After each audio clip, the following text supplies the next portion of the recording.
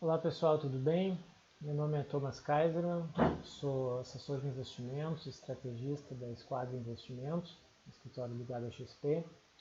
Hoje é dia 11 de junho, esse é o quarto vídeo que eu faço hoje, e uma série de vídeos voltados aos investidores da Esquadra, explicando algumas questões sobre cenário econômico, sobre o que aconteceu aí ao longo dos últimos meses nos mercados financeiros e agora entrando mais em questões práticas de alocação, de sugestões que eu faço, que eu tenho para fazer nesse momento, tendo em vista, obviamente, tudo o que aconteceu e o que eu acho que pode acontecer para o mercado, para os mercados de uma forma geral. Tá? Esse é um vídeo que eu vou tecer algumas considerações gerais, tá? E depois vou fazer alguns vídeos menores falando especificamente sobre renda fixa e alocação de caixa, né? Com investimentos com excelente liquidez, falando um outro vídeo sobre multimercados e por fim um outro vídeo sobre investimentos de risco, né? O que eu acho que deve ser feito, o que deve ser refletido pelo menos a respeito para pessoas que têm investimento em ações, em fundos de ações, dólar, ouro e assim por diante. Tá? Bom, falando então sobre alguns pontos importantes que eu julgo e assim, gerais, tá? Genéricos, digamos assim. É sempre importante levar em conta o custo de oportunidade que se tem agora quando se pensa em aplicações financeiras, de risco ou não. Tá? O que eu quero dizer com isso? Basicamente, a gente tem um CDI que agora está em 3% ao ano, que deve diminuir provavelmente na próxima reunião do Copom, tá? A Selic falando. Pelo menos é o que os analistas esperam, que foi divulgado no Boletim Focus. Deve ter um corte de mais 0,75 e a expectativa da maioria dos analistas é que siga então em 2,25% ao ano até o final do ano. Tá? Mas pode-se esperar também que se não for em 2,25 até o final do ano, deve cair mais ainda. Tá? Então a gente basicamente já tem como dado uma queda para 2,25, mas com um risco, entre aspas, de cair mais ainda. Tá? E isso é basicamente o rendimento que as alternativas conservadoras, as mais conservadoras de todas, de investimentos, como por exemplo um título público, um tesouro LFT, né? É isso que paga, ou um CDB de um grande banco, né? Vamos dizer, os bancos que os nossos investidores geralmente têm CDBs, vamos lá, Banco do Brasil, Itaú, Bradesco, Santander, Caixa, Banrisul. Geralmente um CDB vai pagar em torno de entre 90% e 102% do CDI de um banco, uma instituição grande. Então, é o que pode se esperar de rendimento, agora é 3% ao ano, né? Mas ao longo do ano deve cair, deve ficar em 2,25% no final do ano, né? E acumulado no ano, digamos, 2,5%. Tá? Se a gente tira uma inflação que está estimada em 1,5% no ano e o imposto de renda, a gente vê que no final o rendimento provavelmente dessas alternativas vai ser menos de 1% ao ano. Tá? E por que isso é visto então como o custo de oportunidade, digamos? Porque, bom, isso é o que se tem de ganho certo nas aplicações conservadoras. Obviamente na poupança menos ainda, tá?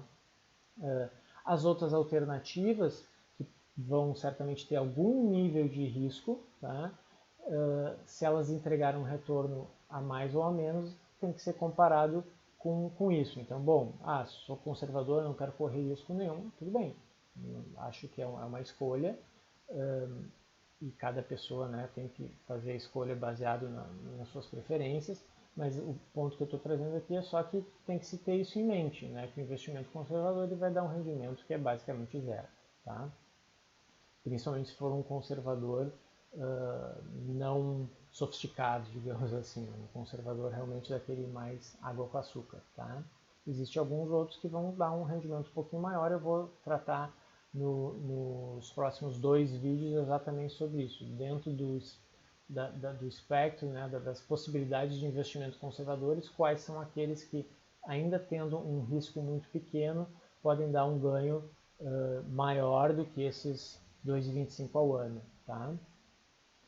Bom, outro ponto que eu acho que é relevante a vocês terem em mente é a importância de manter numa parte da carteira uma boa liquidez nesse momento de crise pelo qual a gente está passando, porque nesses momentos assim acontecem também várias oportunidades, né? E se aparece uma oportunidade, como eu acho que existe agora, por exemplo, e a pessoa não tem uma possibilidade ali de deslocar investimentos de uma aplicação para outra porque o investimento está imobilizado, porque tem um prazo de resgate mais longo, às vezes acaba realmente perdendo boas oportunidades. O que não quer dizer que 100% da carteira precise ficar líquida, obviamente não é isso, mas acho que uma parte, pelo menos, é interessante estar líquido e isso independe do perfil de investidor. Tá? Claro, se a pessoa é mais agressiva, acho que faz sentido uma parte maior manter de liquidez, porque um investidor agressivo ele vai ter uma tendência maior a aceitar essas oportunidades, né, que a crise apresenta e tentar entrar nelas e ganhar dinheiro. O conservador já vai ter uma, né, geralmente não vai querer entrar nessas oportunidades, mas ainda assim acho que faz sentido para todos os investidores manter uma liquidez, uma parte da carteira líquida, ou seja, com resgate imediato ou quase imediato, né, de pouquíssimos dias, nesses momentos. Tá? Isso é importante ter em vista. Bom, outro ponto que eu queria comentar, eu já trouxe isso algumas vezes ao longo dos últimos meses, mas acho que vale a pena comentar com mais assertividade. Tá? O, é muito importante entender que, às vezes, a solicitação de um resgate de um fundo de investimento com prazo, digamos que um fundo tem um prazo de resgate de 30 dias, tá?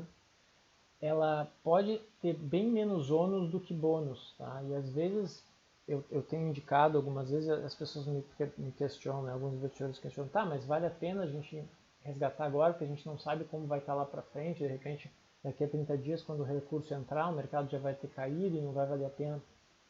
O ponto é o seguinte, o fato de fazer um resgate que vai entrar daqui a 30 dias é uma possibilidade de saída. Se daqui a 30 dias, quando se dá o resgate, né, a cotização de resgate daquele fundo, e a conclusão, né, que o investidor tem, que o assessor de investimentos tem, ou em conjunto, né, a conclusão é que não era melhor não ter resgatado e continuar no fundo, a não ser que aquele fundo naquele momento esteja fechado para novas aplicações e não exista nenhum outro fundo com qualidades similares, a princípio é muito simples, é só investir de novo. Né? Entretanto, se dá essa possibilidade de saída, né? O que obviamente que se não solicitar o resgate, não sai. Né?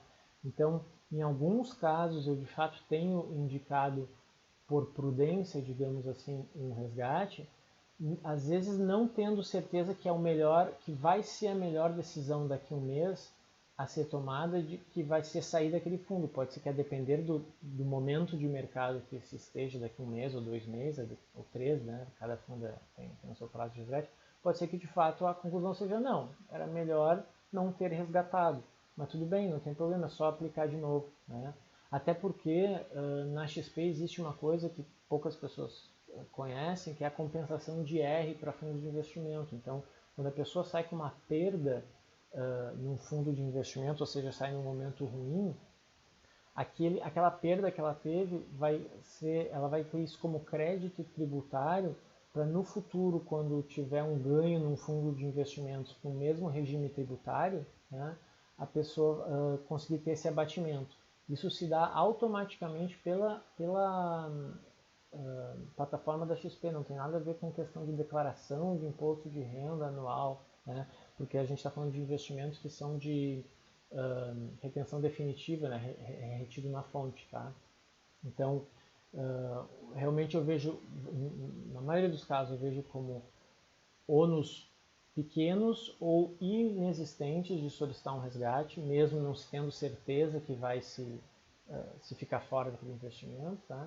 E alguns bônus que às vezes fazem sentido. Tá? De fato ocorreu com alguns investidores, a gente por prudência alguns meses atrás, né, 2, 3 meses atrás, solicitamos alguns resgates, que no momento que foi cotizado foi um bom momento de saída e que está fazendo sentido ficar fora daquele fundo a partir de então. Tá? Em um outro caso, eu achei que não valia a pena e indiquei volta, e daí, claro, obviamente, cada investidor tem a sua decisão. Tá?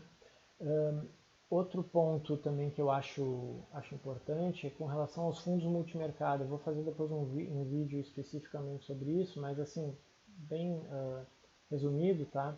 Para investimentos de médio prazo, tá?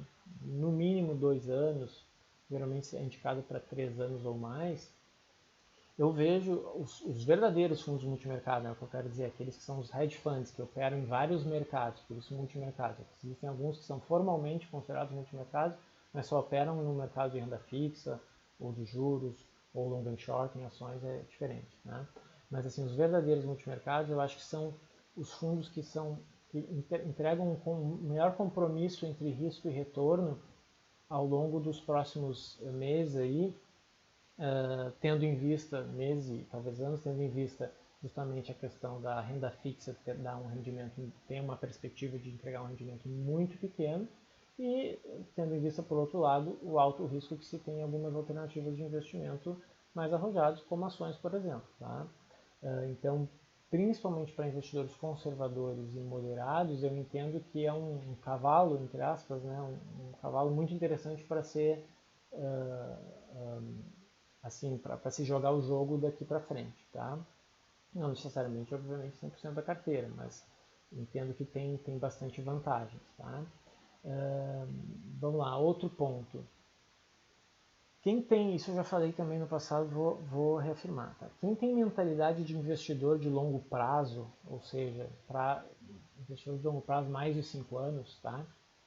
São basicamente pessoas que não estão preocupados com a valorização do seu investimento, né, agora, ou daqui a 6 meses, ou daqui a um ano. Tá? Então, para quem está assistindo, se esse é o teu caso, né, tu não te preocupa, está vendo a valorização agora, que caiu tanto por cento, e não está preocupado, e se daqui a 3 meses vai estar né, com desvalorização de tanto, ou tanto frente, claro, depende de qual é o horizonte que você está se analisando, também isso não é uma preocupação, e se daqui a um ano não tiver recuperado também não é uma preocupação, bom, esse é um investidor realmente de longo prazo.